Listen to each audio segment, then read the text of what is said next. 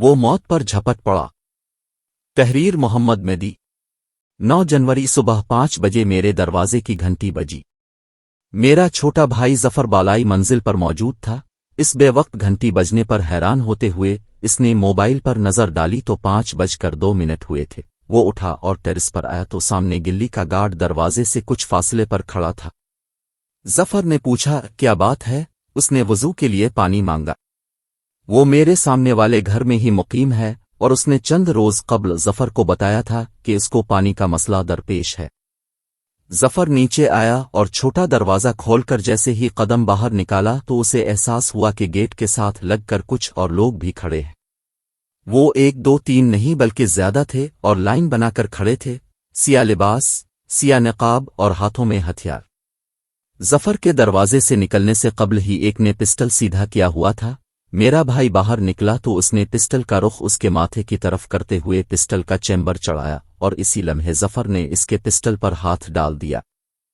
شاید نہیں یقینی طور پر ڈاکوؤں کے لیے یہ انتہائی غیر متوقع ہوگا کہ اتنی ساری بندوقوں کے ہوتے ہوئے کوئی ان پر نہتا ہی جھپٹ پڑے گا۔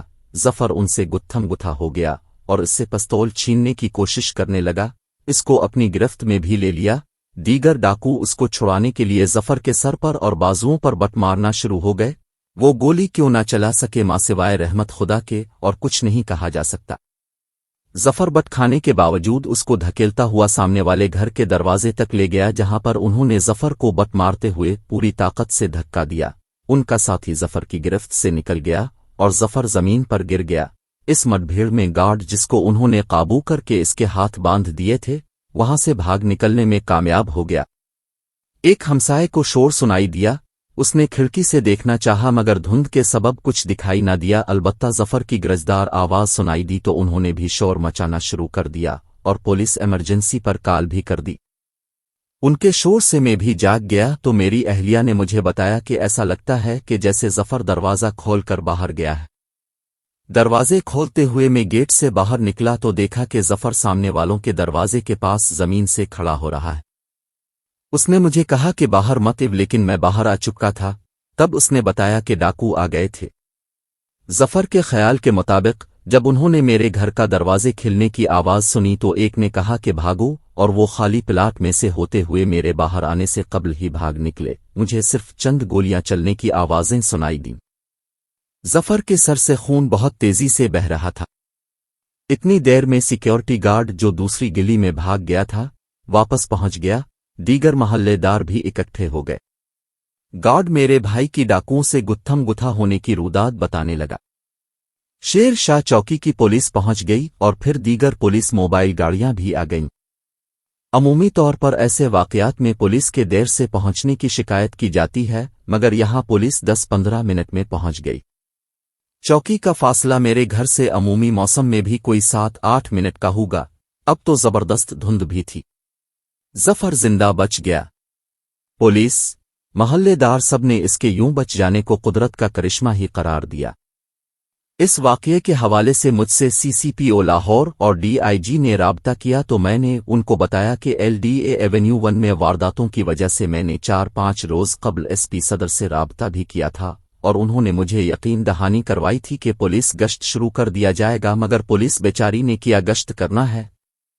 جس موبائل پر شیر شاہ پولیس پہنچی، جب واپس جانے لگے تو اس کو دھکا لگا کر اسٹارٹ کیا گیا۔ پولیس والوں نے بتایا کہ 4 ماہ سے لاہور پولیس کا تو پیٹرول ہی بند ہے۔ شیر شاہ چوکی جو 90,000 لوگوں کی حفاظت کی ذمہ دار ہے، اس کی کل نفری محض 17 اہلکار ہیں۔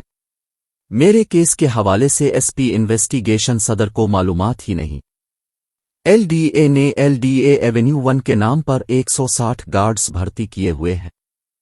متعلقہ پولیس نے بتایا کہ ہم نے ان گارڈز سے پولیس کے ساتھ تعاون کرنے کے لیے رابطہ کیا تو LDA نے ٹکا سا جواب دے دیا۔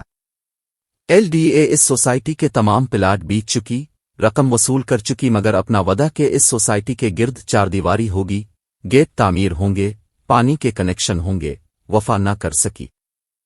اس واقعے کے میڈیا پر آنے کے بعد محترم نواز شریف، مختلف سفراء، سفارتکاروں اور دوست احباب نے خیریت دریافت کی۔ میڈیا اور تمام احباب کا شکر گزار ہوں۔ میں نے یہ سب کیوں بیان کیا؟ میں تو خوش نصیب ہوں کہ اپنے بھائی کو مقتول نہیں دیکھا، مگر کتنے گھر روز ایسی وارداتوں میں اجڑ جاتے ہیں، کتنے گھروں کے چراغ بجھ جاتے ہیں۔ پولیس نے ایک ڈکیت گینگ پر شک ظاہر کیا کہ وہ حال ہی میں جیل سے رہا ہوا ہے اور یہ سب کر رہا ہے۔ سوال یہ ہے کہ مؤثر قانون سازی کون کرے گا؟ دھکا اسٹارٹ موبائل اور ساتھ میں پیٹرول بھی بند، سر پیٹنے کو جی چاہتا ہے کہ یہ لاہور کی بات ہے، اور پھر ایل ڈی اے کی وعدہ خلافی۔ بات صرف ایل ڈی اے کی نہیں، دیکھنا یہ چاہیے کہ جو ریئل اسٹیٹ ڈیولپر سیکیورٹی کے وعدے کرتے ہیں وہ پورے بھی ہوتے ہیں یا نہیں۔ ریاستی ادارہ تو وعدہ پورا نہیں کر سکا۔ اگر ان معاملات پر توجہ نہ دی گئی تو گھر اجڑتے رہیں گے اور بے گناہوں کا خون کس کی گردن پر ہوگا؟